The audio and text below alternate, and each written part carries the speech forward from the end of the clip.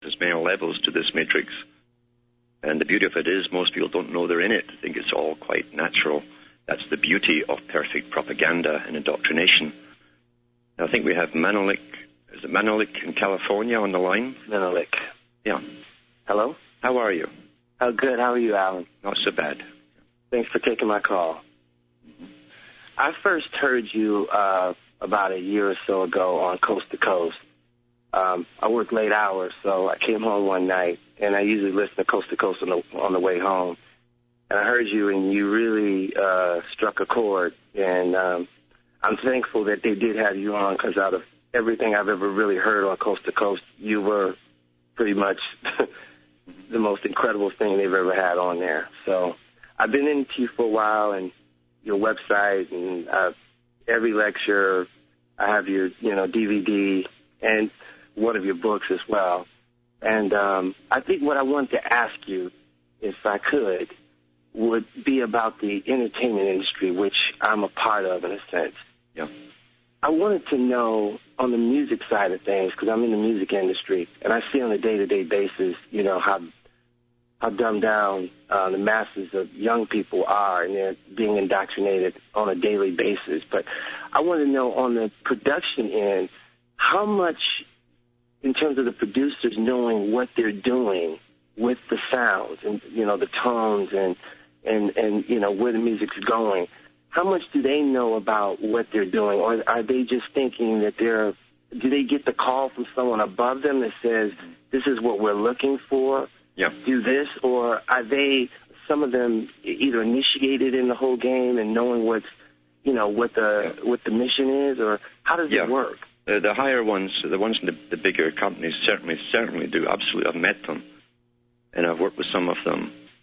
And the trick was always for me to try and get messages out in songs and so on that still were popular, but bypassed the political correctness that was getting pushed in different directions. But the ones higher up are all experienced in the sciences of sound and the manipulation on the human mind of particular types of sound, the effects, the emotional effects it has on people, and also the words, the combination of words, which can have almost a magic impact on young people who parrot generally the choruses, and they vaguely understand or remember consciously some of the main verses, but the subconscious really listens carefully and retains these subliminal, you might say, almost in the background verses, and they act upon it. They actually act upon it, programs them to act out, and they start to change their speech. They'll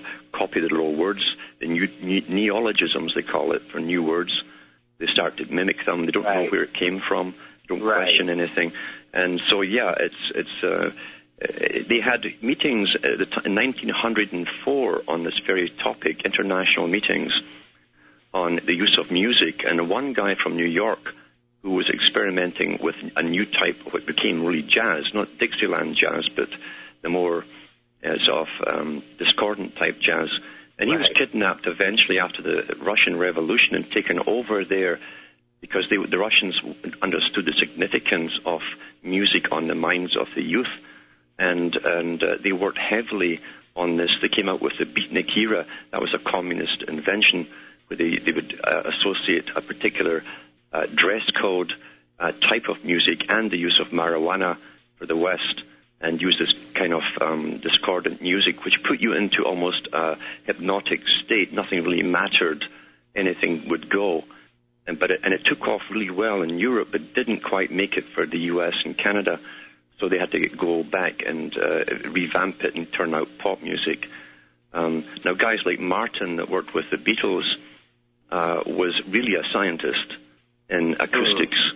And how it manipulated the mind. If you listen carefully to the types of arrangements and so on that were done in that early music, it was definitely done not by backstreet musicians or three-chord wonders, but by people who really knew their stuff and how to get particular types of emotions attached to the words that they were putting out. Right. Because when you have an emotive attachment to the wording itself, it imprints itself on the mind, the brain. Right. And you will never forget it. It will affect your personality, in fact, yeah. Well, today's producer, the kids that, you know, and I know a lot of these guys out here that are doing the music that, you know, that's out. The music's not as complicated. It's not as thought out. There's a lot of sampling and looping. How does it work now? I mean, it's the same thing. Are these guys aware that the tones that they're using are going to produce a certain response or are they just following a trend? Like one producer hears what the sound is, and yeah, that's right. They see what's coming at the top, what's been pushed and promoted it to be number ones in the hit list, and they emulate it, thinking that's now in. We'll do something similar. Yeah.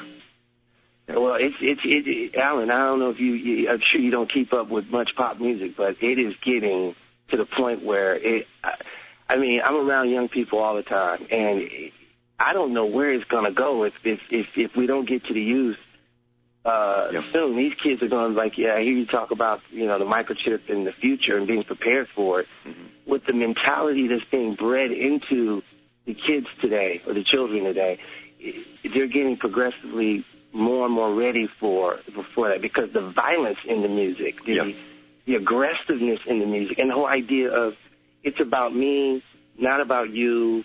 I could care less about community. And it's like all those elements that you talk about, you know, with family being broken down, you know, man and woman, it isolates the child so that the music becomes a friend almost. That's right. It's a friend. And what it does, too, and this was talked about a long time ago when they discussed they called it the sequencing of music trends, where they would come out with pop, then rock, and again, all Masonic terms, then heavy metal, like King Arthur's sword, you know, that's what it refers to. And on it went right down to rap. Wrap things up, and the judge, of course, and the Masons hit the gavel, and that starts the session. So these are all Masonic terms for a sequence.